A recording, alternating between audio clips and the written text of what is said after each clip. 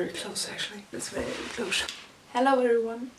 Charlotte here, coming to you with no makeup, a really tired face. I felt like doing a video. For now, you just got me here in my Hawaii shirt. So today I thought that I would do a book tag. I've never done a book tag before. First ever book tag. The book tag that I will be doing today is the Racing to Read book tag by The Reading Rush. So by Ariel and Raylene. This is very spontaneous. Gonna go with it and see what happens. First question is the Warmup. What's a book that stretches your mind? I struggled with this one. I used to read a lot when I was younger, but it's only recently that I've picked up reading again. I haven't been able to read that many books yet to actually find a book that stretches my mind. I probably have read those books before when I was younger, but I don't quite remember them and the experience that I had then. I'm gonna go with Sapiens, A Brief History of Humankind. This is by Yuval Noah Harari. It's basically a book talking about the human history. I have not read that much. I'm on page 154 and I started reading it last year. What I'm doing with this book is I like to read it in sections and then just think about that for a while. So that's why I'm going through this quite slowly. Definitely not a book I would like to read for a marathon or something like that. A couple of chapters in a row and then put it aside and consider what I've read. Because first of all, I think that's the way for me to remember the events in this book, and I feel like I'm learning a lot more from that. So I guess I could say that this is a book that stretches my mind. Then we have Start Line. What's a book that you started but never finished? I'm a bit ashamed of this. Good Omens by Terry Pratchett and Neil Gaiman. I think I got this one maybe 5-6 years ago on recommendation from my brother. I was really excited to read this one. One of my friends loves Terry Pratchett and everyone loves Neil Gaiman, and I had not read anything by either one of those authors when I started reading this book. So I started reading this one. I think I got about almost 100 pages into the story. I did not get very far in this one, unfortunately, and then I just put it aside and I never got to reading it again. But I still have it and I've decided that I do want to read this one, so I will make a new attempt and I will read it from the start sometime, hopefully this year maybe, or early next year. Especially now when there is the TV series as well, because I watched a couple of episodes of that one with a friend of mine and that was very enjoyable. And I mean, I have a thing for angels and devils and fallen angels and things like that. And anything with angels and angel wings,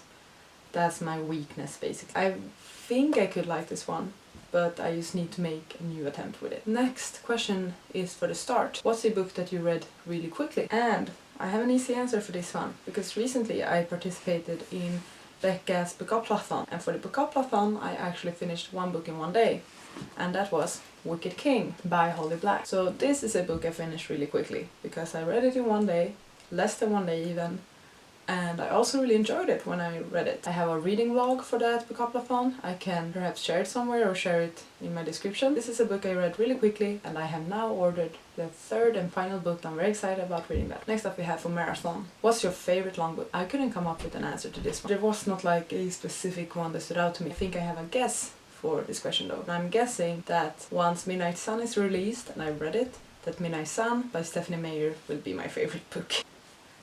Okay, I have no clue honestly, but when I was younger I loved the Twilight series. I read the books multiple times, I watched the movies multiple times, and Edward Cullen was always my favorite character. And also when I went into fan fictions and stuff like that, I love reading from his perspective. When Midnight Sun was leaked, like the first 200 pages or 300 pages, I devoured that leaked script because it was so good. It was Edward's views, Edward's thoughts.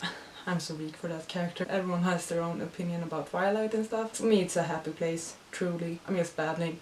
I could babble a lot about how much I love Edward Cullen, to be honest. I'm super excited for Midnight Sun to be released. I have pre-ordered it, so we'll see when I'll get it in my hands, but I know that once I have it, no one will be able to talk to me until I've finished that book. I'm just hoping that it will be everything that I wished for it to be. If it is, it might become my favorite long book. I think it's expected to be 672 pages. And then we have Hurdles. What's a book that had its ups and downs? Now, I don't have the physical copy with me. The book that I experienced many ups and downs with was Vicious by V.E. Schwab. Now, this was my second series of V.E. Schwab that I ever read. I first read A Darker Shade of Magic. I loved that one so much. So of course I had to order Vicious, and when I heard it was about villains and grey area and stuff like that, yes, absolutely needed it. But then I started reading it. And I think I hated the book for the first 100 pages. I didn't hate the book, but I hated the characters. They made me mad because they had no respect for human life, no appreciation for human life at all. And I was just so upset with them when I read it. Like, how can someone like these characters? They have no respect for life.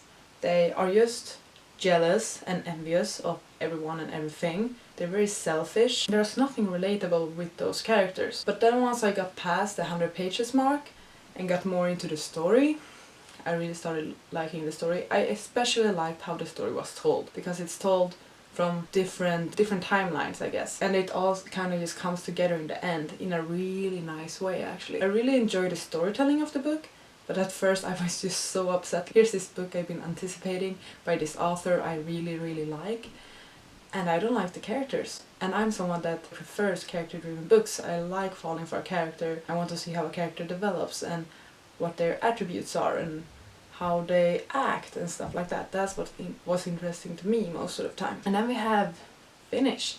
What's a book that you are proud that you finished? And for this I have Hard-Boiled Egg and the... No wait, it's not Hard-Boiled Egg. Hard-Boiled Wonderland and the End of the World by Haruki Murakami. I'm just really proud that I finished this one. It's one of those books that took me quite a while to finish, but it's because of the author mainly. I had heard a lot about Murakami and I was really interested to read his works, so I actually did some research about which book is the most appropriate to start with out of his novellas. And most pages suggested this one. I need to go into a story knowing it will be abstract.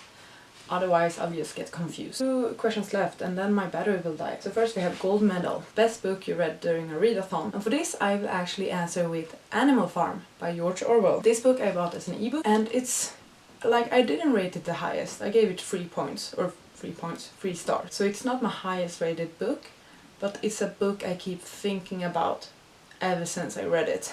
And I reference it a lot and I'm looking for references about the book.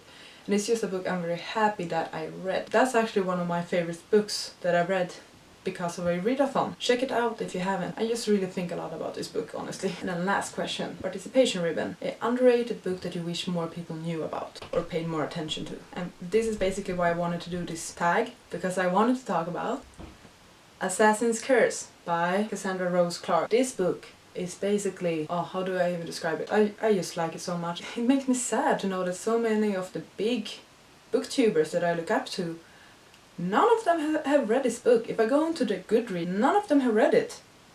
And I'm like, what? How can you not read this? It's fantasy? Okay, the story. We have basically a pirate girl who's about to be married away to some other pirate clan. It's been a while, stay with me. But she's about to be married away to some other pirate clan, but she runs away. She runs away from the wedding, I guess. And this pirate clan that she was supposed to marry into are very upset that she didn't marry their son, so they're sending an assassin after her. So she's running away. She has an assassin following her with the purpose of killing her. But what ends up happening is that she actually saves the assassin. And by saving the assassin, a curse happens between them, which makes it so that he can't kill her anymore. Following that, they go on this quest to break the curse. And I will admit, it's not the best book. It does have some issues with pacing, or a lot of issues with pacing, honestly. But we have the characters and the